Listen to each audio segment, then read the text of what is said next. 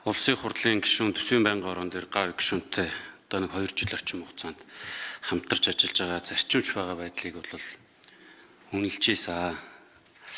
За өмнөх 2 сайд яг энэ шадар сайдаар ажиллаж исэн буюу энэ мэрэгжлийн алд онцгой байдлыг хариуцж исэн сайд нар бол баг мэрэгжлийн төвшөнд очиж ажиллаж исэн. Хөрс хөрөнгөлөгч амар сайхан сайд хоёр хоёулаа маш удаан хугацаанд энэ ажлыг хийсэн баг. Тэгээд тэр төвшөнд таныг бас нэг зориглоод хурж ажилласаа гэж бас захиас хэлэх гэсэн. Одоо ганц зууд болно, гал ус болно. Манай Монгол залуучууд ер нь баг гар нүцгэн шахуул тулж ордог энэ салбар. Сүүлд бол энэ Францтай хамтраад, Франц улстай хамтраад маш сайн хамтын ажиллагаа хөгжүүлээд шин технологи одоо нисдэг тэрэг гэдэг юм уу, нисгчийн чинээ бэлтгэгч гэдэг юм ингээ асуудлууд маш сайн явж байгаа. Энийг та бас яг ингэж төсөв баг байгаа гэж чамлахгүйгээр шин одоо хөрөнгө оруулалтыг яаж олдгийг энэ салбарт нэг та нэг үлгэр жишээ үзүүлээд өгөөсэй гэж хүсэж байгаа. Хоёрдугаарт энэ малчид чинь бас ер нь бол баг эзэнгүү хаягдсан л улс болсон шүү дээ. Ганцуд болдог.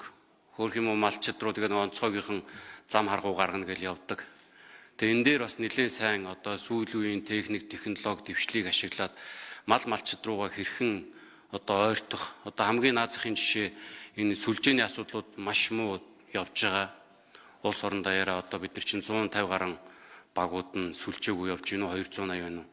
Эдгээр асуудлуудыг бас шийдэхгүй бол бид нар зөвхөн одоо нэг ойр зургийн асуудлуудаар нь хөөцөлтөдөж болохгүй хаа гэж бодож байгаа. Тэгэхээр та бол онцгой байдлын салбар одоо жишээлхэд Өвөрхангай аймгийн хар ойрын суманд баригдаж байгаа Аврах ангийн байшин одоо энэ төсвийн асуудлаас болоод хойшлогдчихж байна.